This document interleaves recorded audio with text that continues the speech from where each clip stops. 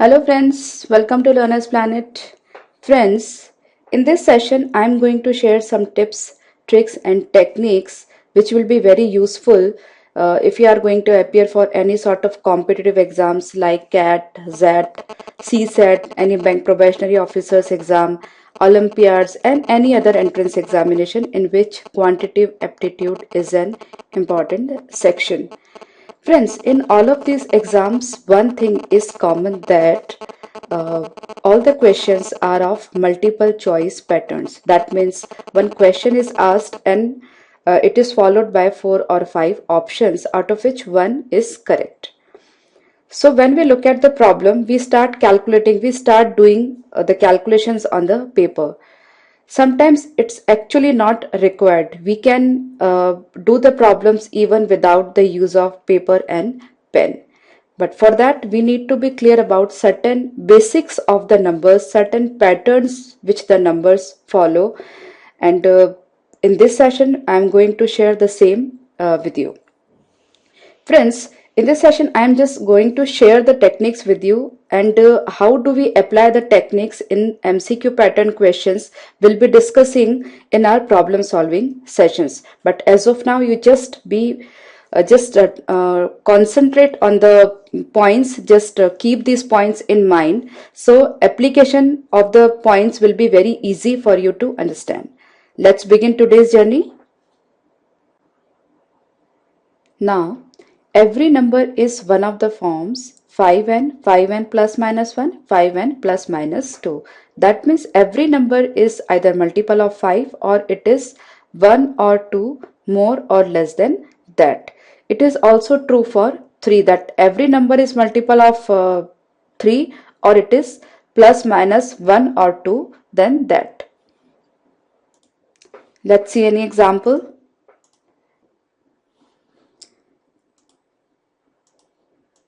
Suppose I have a number that is maybe say 37.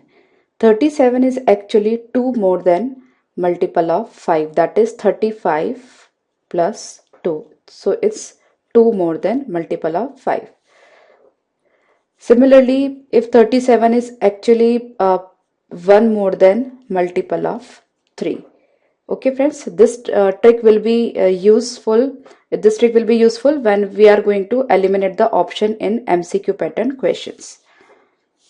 Now, every square number is one of the forms 5n and 5n plus minus 1. That means every square number is either multiple of 5 or 1 more or less than multiple of 5. Similarly, the square of every odd number is of the form 8n plus 1. That means every square number is 1 more than the multiple of 8.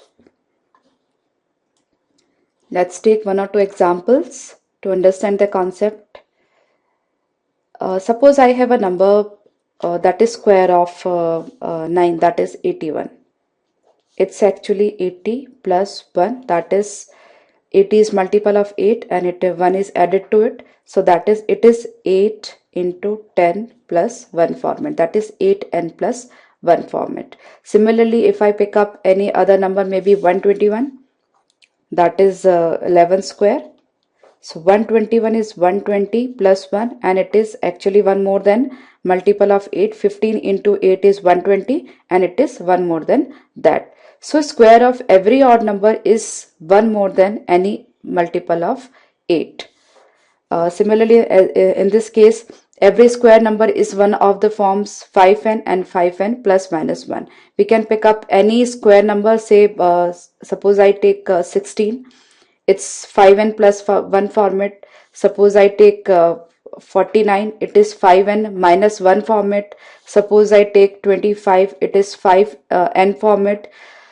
Okay friends, so every square number is one of the forms 5n and 5n plus minus 1. Of two consecutive numbers, one would always be divisible by 2. It's but obvious because every alternate number is an even number, and every even number, if we talk about the series of natural numbers or positive integers, every alternate number will be an even number and all even numbers are divisible by 2. Similarly, of three consecutive numbers, one would definitely be divisible by 3. One would definitely be divisible by 3 and only one will be divisible by 3. Both the things are simultaneously true. Out of three consecutive numbers, more than one cannot be divisible by 3. Similarly, of three consecutive numbers, if the smallest is divisible by 2 but not by 4, then the largest will be divisible by 4. And a number is not divisible by 3 can be expressed in the form of 3n plus 1 or 3n plus 2 format. Okay, friends? Now we see some properties of perfect square numbers. Friend, we have already discussed how to calculate the square roots of perfect square numbers in our square roots and cube roots session. Friends, you should observe one thing very carefully over here, that the unit digit of perfect square numbers are 1, 4, 9, 6, 5, 6, 9, 4, 1 and 0. You will observe that no perfect square ends in 2, 3, 7 or 8. No perfect square ends in 2, 3, 7 and 8. So if you are asked any question about perfect square, so you can easily eliminate the options which are having 2, 3, 7 or 8 in their unit places, because no perfect square ends in 2, 3, 7 or 8. Similarly, in the case of cube roots, the cube of 1 ends in 1, cube of 2 ends in 8, cube of 3 ends in 7, cube of 4 ends in 4, cube of 5 ends in 5, cube of 6 ends in 6, cube of 7 ends in 3, and cube of 8 ends in 2, cube of 9 ends in 9, and cube of 10 ends in 0. You will observe one thing over here, cube of 1, 4, 5, 6, 9 and 0 ends with these digits themselves, right? And cube of 2 ends in 8 and cube of 8 ends in 2. Cube of 3 ends in 7 and cube of 7 ends in 3. So it will be very easy for you to memorize this, and it will be very useful in your entrance examinations. Now, let's see some theorems on division. If both A and B are divisible by C, then MA plus minus NB will also be divisible by C. Let's elaborate it with an example.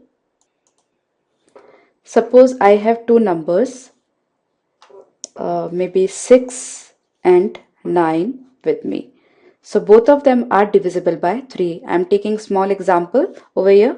So both of them are divisible by 3. Now, if I multiply 6 to any number, that is maybe x, so the numbers will be 6x, and I multiply to 9 and to any other number, that is y, so it's 9y. Now I'm going to add them, 6x plus 9y. So now if I'm going to divide these term, that is 6x plus 9y by 3, what I'll be getting is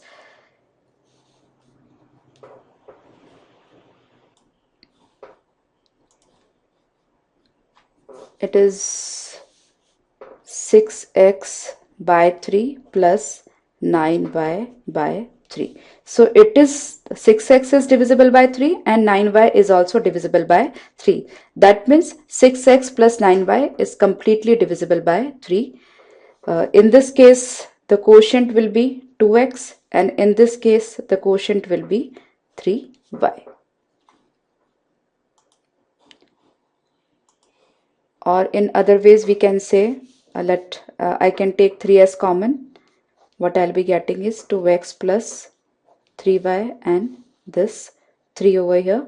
So this 3 will be cancelled with this 3. What I'll be getting is 2x plus 3y. Hence, if A and B are divisible by C, then MA plus minus NB will also be divisible by C. Next is, if R is the remainder when A is divided by B, then CR will be the remainder when CA is divided by CB. Let's take one example. Suppose I have a number 13 if I divide it by 8, here 13 is A, 8 is B, and remainder R will be it's 5 over here. Now I take a multiple of A, that is I introduce a term C. Let's take maybe 4. So 13 into 4, if it is divided by 8 into 4, then according to the theorem, remainder must be 5 into 4. Let's see over here, 13 into 4, 52, and 8 into 4, 32. So what remainder we are getting? That's actually 20. So the theorem is true. And this technique will definitely be useful in the problems of number systems that we are going to discuss later on in next sessions.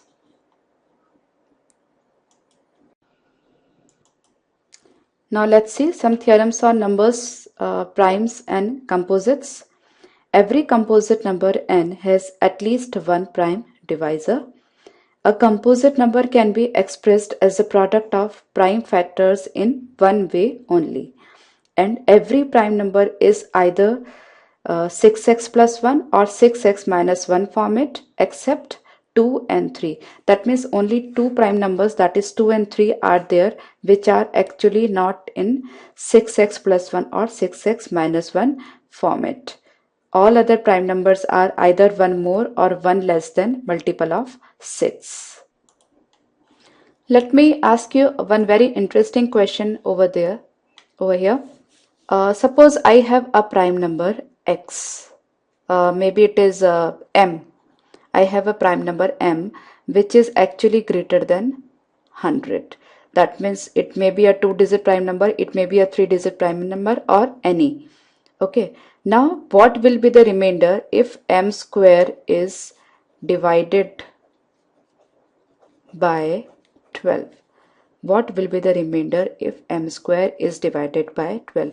Friends, it is very interesting question and various times it has been asked in various competitive exams, right? Now how would you do this question? Fine. Now we use this logic over here.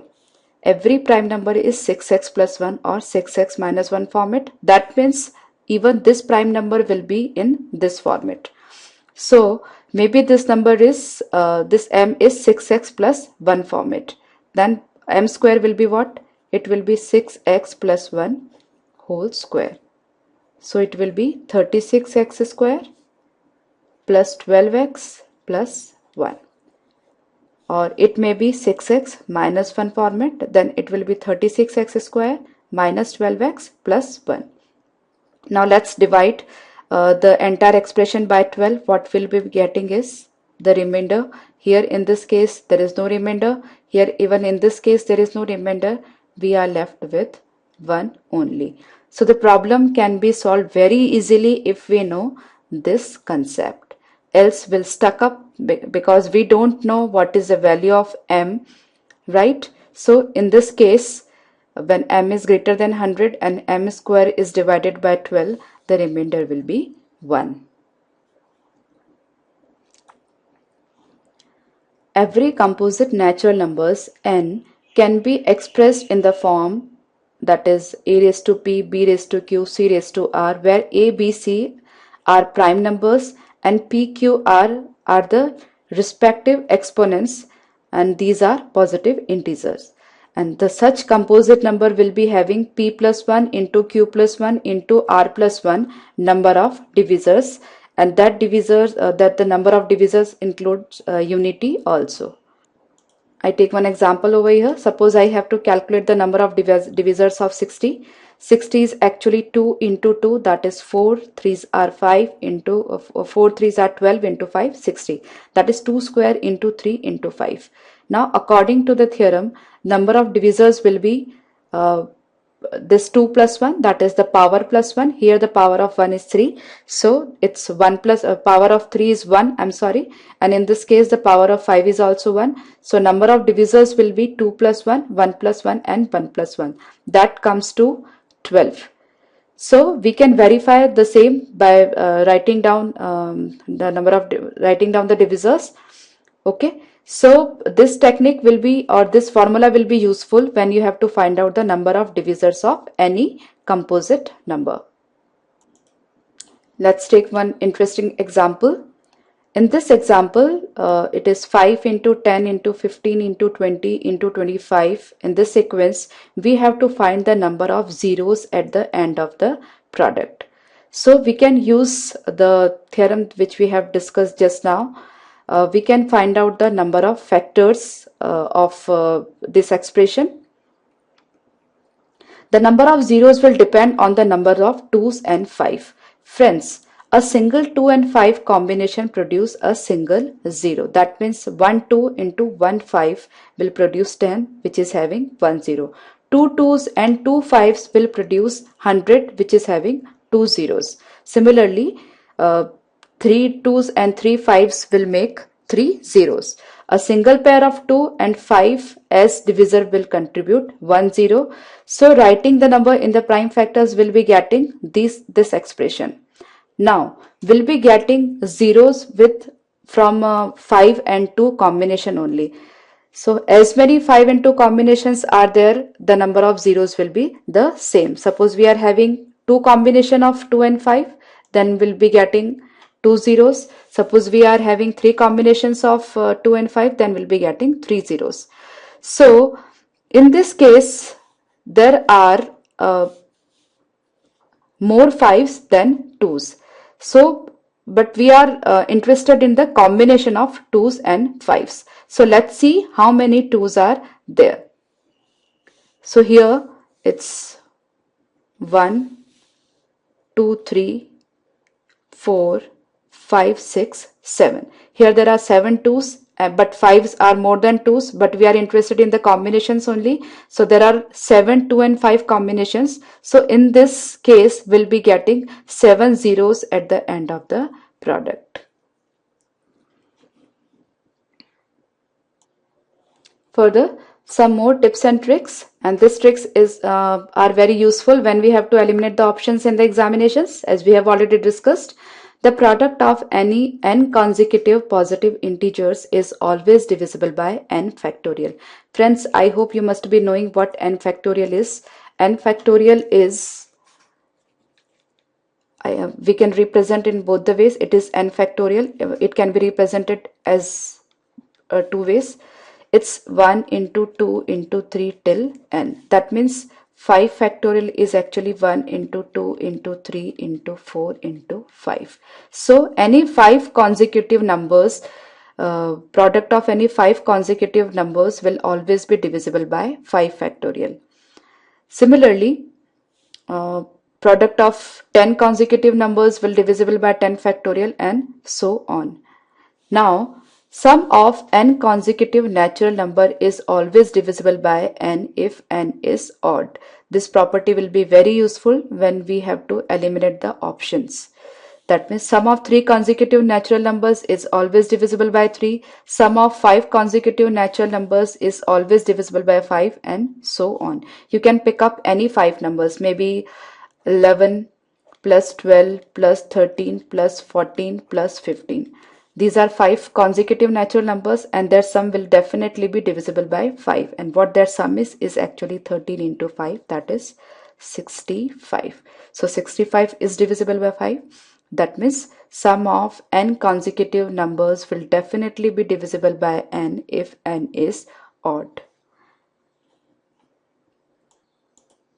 But in case of even numbers, sum of n consecutive natural number is never divisible by n if n is even. That means sum of 2 consecutive natural number is never divisible by 2. Sum of 4 consecutive natural is never divisible by 4 and so on. Suppose I take up 4 natural numbers, 4 consecutive natural numbers, that is maybe 2 plus 3 plus 4 plus 5.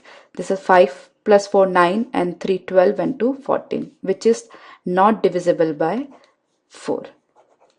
Not divisible by 4. That means and this property will also be useful to eliminate the options in entrance. Friends, I hope you might have enjoyed the session. You might have learned a lot about numbers. In our coming sessions, we'll be discussing more about it, and definitely we'll be solving some MCQ pattern questions.